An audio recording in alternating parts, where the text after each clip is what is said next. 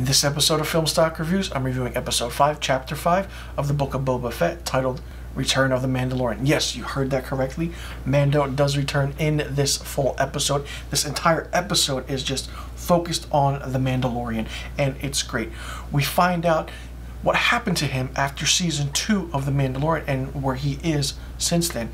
Basically, the episode starts off where he goes and collects a bounty against a butcher. He kills everyone in the fight, and all of a sudden, he whips out the Darksaber. Of course, you know, he is now in possession of the Darksaber because he defeated Moff Gideon, and he won it based off of a duel. And he basically says that Moff Gideon is just, you know, going to trial for his crimes that he committed. Now, Mando returns to the hideout, so to speak, of where the Mandalorian is, and the Mandalorians are, and we find that he's looking for the armorer. It's great to see the armorer back, and basically she inspects the Darksaber that he has, all the while as she recounts how the destruction of the Mandalore was done by the Empire. Not only that, Paz Vizsla duels Mando for possession and the right for the Darksaber. It's crazy because as he's fighting, he's using his strength against it, but the armorer tells him not to use his strength, but use his mind as a source for this power. And as the fight goes to a kind of draw, the armorer asks Paz Vizsla, have you ever taken off your mask, your helmet, so to speak? And he says no. And then the question is asked to Mando. Mando doesn't answer. So the armorer asks again, twice, 3 times. Mando, and then so with all that, because he took off his helmet, he's now exiled from being a Mandalorian.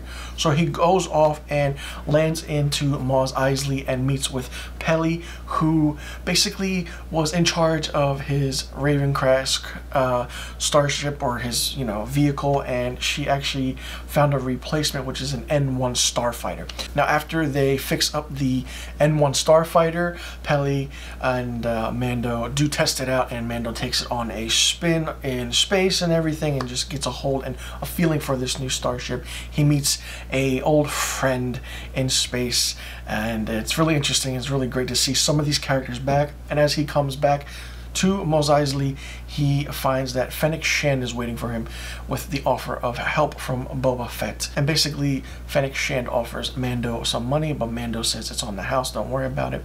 And at the end of the episode, over the course of this episode, Mando does talk about Grogu, and it's great to see. And before the episode ends, Mando does say that he has to go meet a friend before, you know, he helps out Boba Fett.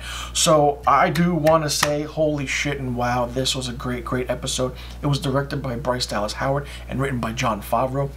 Listen, the Star Wars series like The Mandalorian, Book of Boba Fett are really good.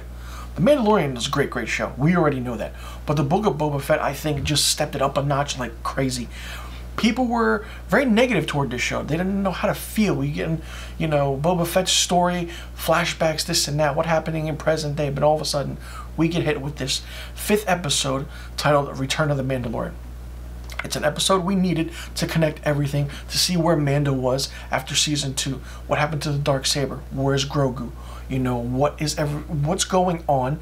Where is his Raven Crest, you know, vehicle? And where Pele has been. It's all interesting. It's all great to see. And the armor is really steadfast and really knows what she's doing. And they also mention Bo-Katan and the story with that, of the Darksaber and everything, and deception and deceit. It's really fun. It's really good. I absolutely enjoyed this episode so much. There were rumors that he would be showing up, but I didn't expect that the entire episode would be focused on him. It's good to see, and now everything probably shifts back. Remember, there's only 7 episodes in this first season, so as of this review, there's only 2 episodes left. So this is, you know, episode 5, chapter 5. You have episode 6, chapter 6, and 1 more after that, which is episode 7, chapter 7. I'm curious to see how everything comes together, and is this a slow build-up to The Mandalorian Season 3? We don't know. A lot is happening. There are a lot of TV shows coming out. We have the Ashoka TV show. You have the Obi-Wan TV show coming. It's just crazy. It's insane. This episode is really good. It was a eye-grabbing, attention-keeping episode where you just watch it because you know Mando's in it, your attention's on it. I'm not saying that Boba Fett in the previous episodes was bad, but we got all that story of what happened to him after the events of Return to Jedi, up until now, up until the present day, with his appearance in The Mandalorian, and now The Mandalorian is appearing in the Book of Boba Fett. Is it a lot to digest? Yes, it is, but it's so fun and it's so insane that I love Star Wars in general. I just love how they're doing this. Thank you, Jon Favreau, for writing these episodes, and amazing directing by Bryce Dallas Howard. She directs some of my favorite episodes of a Star Wars TV series ever. Some of my favorite Mandalorian episodes are directed by her, and this 5th episode in season 1 of the Book of Boba Fett was directed by her. I'm curious to see what happens with everything, and it's going to be mind-blowing for sure.